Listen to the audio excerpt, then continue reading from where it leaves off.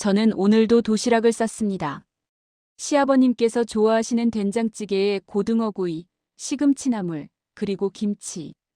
늘 그렇듯이 반찬 하나하나에 정성을 담았습니다. 시아버님은 아파트 경비원으로 일하세요. 67세의 나이에도 새벽 6시부터 저녁 10시까지 근무하십니다.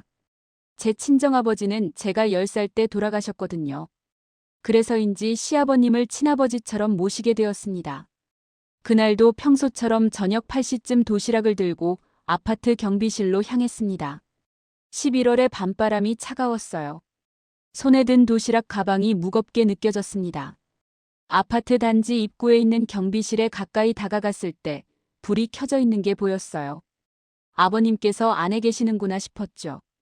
그런데 이상했습니다. 경비실 문이 반쯤 열려 있었거든요.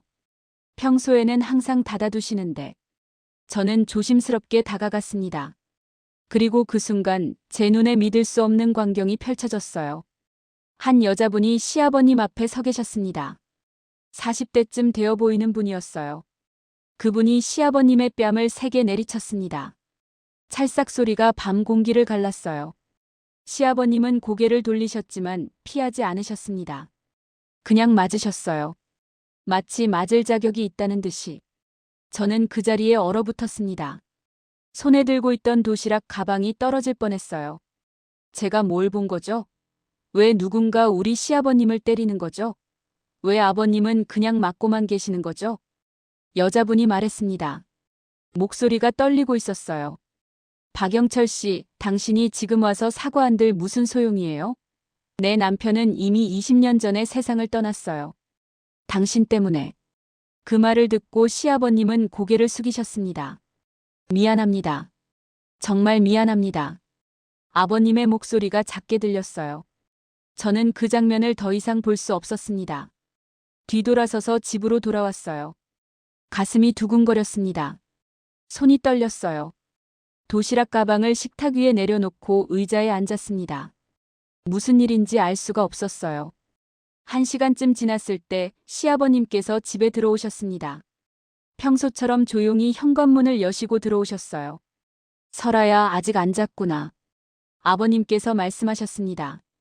저는 아버님을 쳐다봤어요. 뺨이 빨갛게 부어 있었습니다. 아버님, 무슨 일 있으세요? 제가 물었습니다. 아버님은 고개를 저으셨어요. 아무 일도 없다.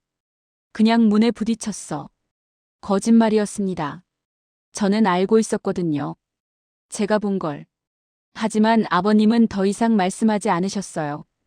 방으로 들어가셨습니다. 그날 밤 저는 잠을 이룰 수 없었습니다. 옆에서 남편 민수가 코를 골며 자고 있었어요. 남편은 대기업에 다닙니다. 과장 승진을 앞두고 있어서 요즘 바쁘게 지내고 있었죠. 저는 남편을 깨우고 싶었어요. 오늘 본 일을 얘기하고 싶었습니다. 하지만 남편은 피곤해 보였고 저도 확신이 없었어요. 뭘 얘기해야 할지. 다음 날 아침 저는 결심했습니다. 그 여자분이 누군지 알아내기로요. 아파트 주민이라는 건 분명했어요. 아버님께 직접 물어볼 수는 없었습니다. 말씀하시지 않을 게 뻔했거든요. 그래서 저는 아파트 관리 사무소에 갔습니다. 관리소장님께 조심스럽게 물었어요. 혹시 어제 저녁에 경비실에 오신 분 있으세요? 40대쯤 되시는 여자분인데요. 소장님이 잠시 생각하시더니 말씀하셨습니다. 아, 1205호 문지혜 씨 말씀하시나요? 그분이 어제 저녁에 경비실에 들르셨던데요. 문지혜. 저는 그 이름을 마음에 새겼습니다. 1205호. 우리 집이 805호니까 바로 위층이었어요. 저는 그분에 대해 더 알고 싶었습니다. 소장님께 여쭤봤어요. 그분 어떤 분이세요? 소장님이 대답하셨습니다. 혼자 사시는 분이에요. 남편분이 일찍 돌아가셔서 혼자 딸 키우며 사신다고 들었어요. 조용한 분이죠. 남편이 일찍 돌아가셨다. 그 말이 계속 머릿속을 맴돌았어요. 어제 경비실에서 들은 그 여자분의 말이 떠올랐습니다. 내 남편은 이미 20년 전에 세상을 떠났어요. 당신 때문에. 20년 전. 그때 시아버님은 무슨 일을 하고 계셨을까요? 저는 집으로 돌아와서 고민했습니다. 어떻게 해야 할까요? 그냥 모른 척 지나가야 할까요? 아니면 진실을 알아봐야 할까요? 마음이 복잡했어요. 그런데 며칠 후 또 한 번 충격적인 일이 벌어졌습니다. 남편이 평소보다 일찍 퇴근했어요. 얼굴이 안 좋아 보였습니다. 여보, 무슨 일 있어? 제가 물었습니다. 남편이 소파에 털썩 앉으며 말했어요. 회사에서 옛날 사건 관련해서 재조사 요청이 들어왔대. 골치 아프게 됐어. 저는 무심코 물었습니다. 무슨 사건인데? 남편이 한숨을 쉬며 대답했어요. 아버지가 예전에 일하시던 공장 사건이야. 20년 전에 노동자 한 분이 사고로 돌아가셨는데 그 유족이 진실규명을 요구하고 있대. 제 심장이 쿵 하고 내려앉았습니다. 20년 전 사고. 돌아가신 노동자.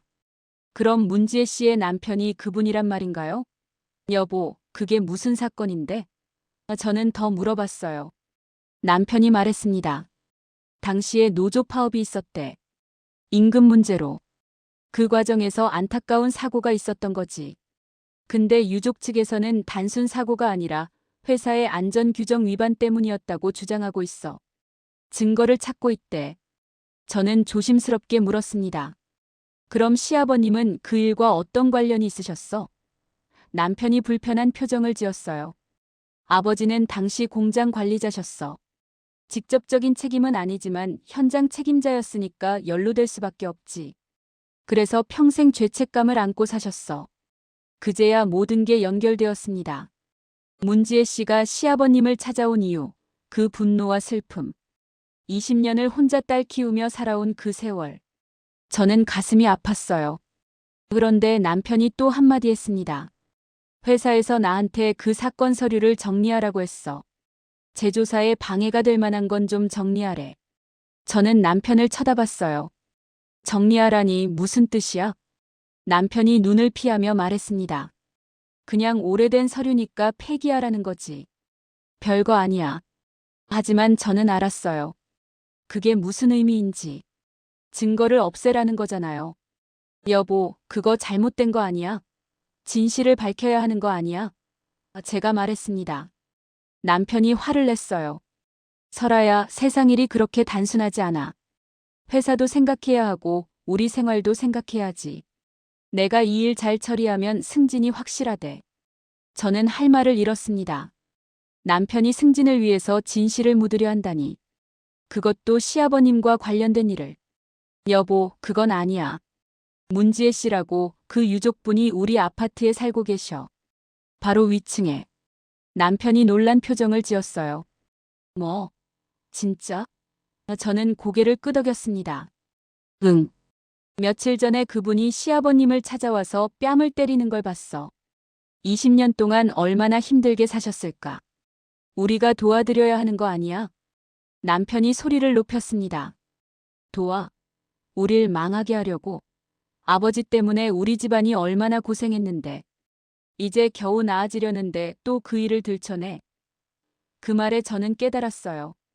남편이 시아버님을 원망하고 있었다는 걸. 저는 남편과 더 이상 말하고 싶지 않았습니다. 방으로 들어가서 생각했어요. 어떻게 해야 할까? 이대로 있으면 문지혜 씨는 평생 진실을 모르고 살게 될 거예요. 시아버님도 죄책감에서 벗어나지 못하실 거고요. 다음 날 저는 용기를 내서 1205호 문을 두드렸습니다. 초인종을 누르고 기다렸어요. 문이 열렸습니다. 문지혜 씨가 저를 쳐다봤어요. 누구세요? 제가 대답했습니다.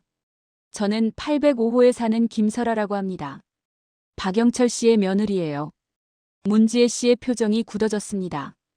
하지만 저를 안으로 들여보내 주셨어요. 거실에 앉았습니다. 잠시 침묵이 흘렀어요. 제가 먼저 말을 꺼냈습니다. 며칠 전 경비실에서 봤어요. 제가 사과드리고 싶어서 왔어요. 문지혜 씨가 쓸쓸하게 웃었습니다. 사과요? 며느리분이 왜 사과를 하시는데요? 저는 대답했어요. 시아버님을 대신해서요. 그리고 제 남편도 잘못하고 있는 것 같아서요. 그렇게 저는 문지혜 씨와 긴 대화를 나눴습니다. 문지혜 씨는 자신의 이야기를 들려주셨어요. 남편과 사랑해서 결혼했고 어린 딸을 키우며 행복하게 살았던 이야기. 그러다 갑자기 남편이 사고로 돌아가시고 혼자 남겨진 이야기.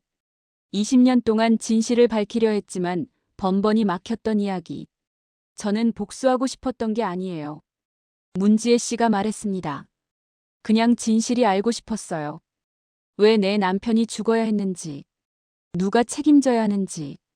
그래야 제가 마음의 평화를 찾을 수 있을 것 같았거든요. 저는 문지혜 씨의 손을 잡았습니다. 도와드릴게요. 진실을 밝히는데 제가 도울 수 있는 일이 있다면 뭐든 하겠습니다. 문지혜 씨가 눈물을 글썽이며 물었어요. 왜요? 당신 시아버지한테 불리한 일인데요. 저는 대답했습니다. 잘못된 건 바로 잡아야죠. 그게 진짜 가족이 하는 일이라고 생각해요. 문지혜 씨가 고개를 숙이며 눈물을 흘렸습니다. 저도 같이 울었어요. 그날부터 저는 조용히 움직이기 시작했습니다. 남편 몰래 서재를 살펴봤어요. 회사에서 가져온 서류들이 있을 거라고 생각했거든요. 며칠을 뒤진 끝에 서랍 깊숙한 곳에서 파일을 찾았습니다. 잠겨 있었지만 열쇠를 찾아서 열었어요. 안에는 20년 전 사건 관련 서류가 가득했습니다. 안전점검 보고서, 사고조사 기록, 증인 진술서. 모든 증거가 다 있었어요. 회사에서 은폐하려 했던 바로 그 서류들이요. 남편이 폐기하라는 지시를 받았지만 아직 실행하지 못하고 보관하고 있었던 거예요. 저는 그 서류들을 몰래 복사했습니다. 그리고 문지혜 씨한테 전달했어요. 문지혜 씨는 그 서류를 보며 손을 떨었습니다. 이걸로 드디어 진실을 밝힐 수 있겠어요. 문지혜 씨는 곧바로 변호사를 만나셨고 정식으로 재조사를 요청하셨습니다. 며칠 후 남편이 회사에서 급히 연락을 받았습니다. 서류가 유출되었다는 거였어요. 남편은 집에 와서 화를 냈습니다. 당신이 한 거지? 내 서재에서 서류를 가져간 거 맞지? 저는 인정했어요. 네, 제가 했어요. 남편이 소리쳤습니다. 미쳤어? 이제 나는 끝이야. 회사에서 날 의심하고 있어. 승진은 물 건너갔고 어쩌면 해고될 수도 있어. 저는 차분하게 대답했습니다. 잘못된 일이었잖아요. 진실을 덮는 건 범죄예요. 남편이 비웃었습니다. 당신은 세상 물정을 몰라. 이게 현실이야.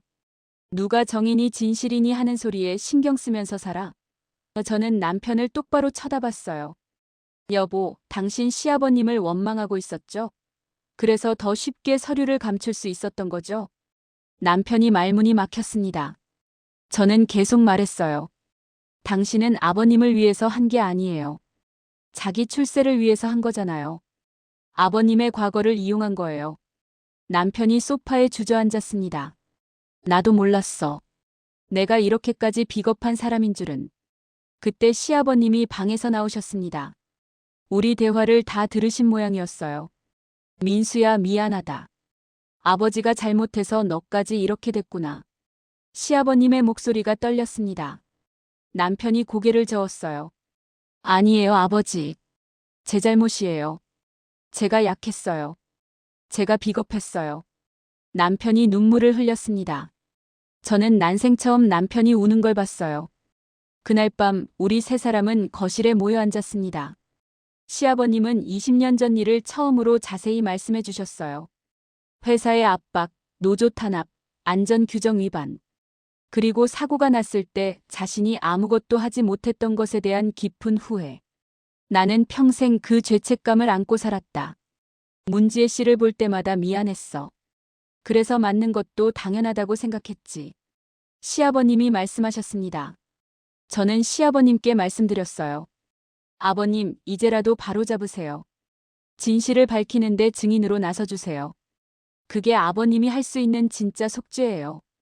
시아버님이 고개를 끄덕이셨습니다. 그래야겠구나. 이제라도 바로잡아야지. 재조사가 시작되었습니다. 시아버님은 용기를 내서 증인으로 나서셨어요. 당시의 모든 상황을 상세히 증언하셨습니다. 회사의 압박, 안전규정 위반, 증거은폐 시도. 남편도 자신이 서류를 감출하는 지시를 받았던 일을 자백했습니다. 결과는 몇 달 후에 나왔어요. 회사는 과실을 인정하고 유족에게 정식으로 사과했습니다. 배상금도 지급되었고요. 당시 책임자들 중 일부는 법적 처벌을 받았습니다. 남편은 결국 회사를 그만두게 되었어요. 예상했던 일이었습니다. 하지만 남편은 의외로 담담했어요. 이제야 마음이 편해지는 것 같아. 남편이 그렇게 말했습니다. 문지혜 씨는 저를 다시 찾아오셨습니다. 설아 씨, 정말 고마워요. 당신 가족이 큰 희생을 했어요. 저는 웃으며 대답했어요. 당연한 일을 한 것뿐이에요. 오히려 늦어서 죄송해요. 문지혜 씨가 물었습니다. 앞으로 어떻게 지내실 거예요? 저는 대답했어요. 모르겠어요. 근데 적어도 떳떳하게 살 수 있을 것 같아요. 그게 제일 중요한 것 같고요. 지금 저는 여전히 도시락을 쌉니다. 시아버님께 드릴 도시락이요. 아버님은 경비 일을 그만두시고 이제 집에서 쉬고 계세요. 남편은 작은 회사에 취직했습니다. 월급은 많이 줄었지만 얼굴은 훨씬 밝아졌어요. 문지혜 씨와는 이제 친구가 되었습니다. 가끔 같이 시장도 가고 차도 마시고. 시아버님도 용기를 내서 문지혜 씨를 만나셨어요. 처음엔 둘 다 어색해했지만 조금씩 대화를 나누고 계세요. 오늘도 저는 도시락을 식탁 위에 올려놓습니다. 시아버님께서 좋아하시는 된장찌개에 고등어구이, 시금치나물, 그리고 김치. 이 도시락에는 사랑이 담겨 있어요. 용서도 담겨 있고 희망도 담겨 있습니다. 가족이라는 이름으로 잘못을 덮는 건 진짜 가족이 아니라고 저는 생각해요. 진짜 가족은 서로의 잘못을 인정하고 함께 책임지고 같이 치유해 나가는 거죠. 우리 가족은 그 길을 선택했습니다. 쉬운 길은 아니었어요. 하지만 후회하지 않아요. 저는 오늘도 도시락을 쌉니다. 이 도시락이 단순한 밥이 아니라는 걸 이제는 알아요. 이건 우리 가족이 함께 걸어갈 새로운 시작이에요.